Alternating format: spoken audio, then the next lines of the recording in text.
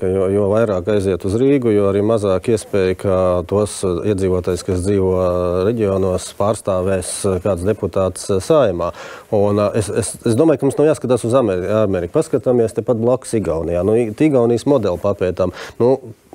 Ja runā par manu kolēģu vienotības, tad saprotu, vienotība laikam ir matemātiski parēķinājusi, ka jums izdevīgi tā, un jūs Saeimā izveidojāt uz šo jautājumu tādu koalīciju kopā ar Rosļikovu un ar Šleseru un mēģiniet iet uz priekšu, jo viņiem arī lielākas elektorāts ir Rīgā, tas ir skaidrs, jā, es nezinu. Uz ZZS savukārt Rīgā ir ļoti šāda elektorāta. Godīgi, mēs ZZS, mēs domājam par visiem reģioniem, jo mūsu cilvēki ir reģionos, pavisam vienkārši.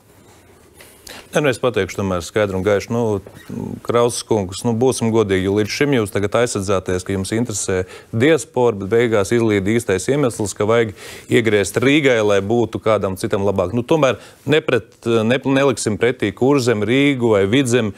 Mēs esam visi vienot Latviju, mums katrs pilsoņi šitas ir par tām partijām, kas interesē. Es gribu arī teikt matemātiski. Vienotībai nevar skatīties vēlēšanu likumu no viena vēlēšanu rezultātiem. Atcerēsimies, ka Latvijas ceļš iesniedz priekšlikumu paaugstināt 5% barjeru līdz 5%, paši nākamajā Saeimā dabūja 4,9%. Tā kā nedrīkst vēlēšanu likums piemērot vienu vēlēšanu rezultātiem. Vienotībai ir labi rezultāti. Vidzemē, apmainījāties ar laipnībām, bija viss forši. Bet mēs runājam par ārzemniekiem, par tie, kas vēl ārzemēs, nevis par tiem, kas vēl Latvijā. Mēs runājam tagad par tiem.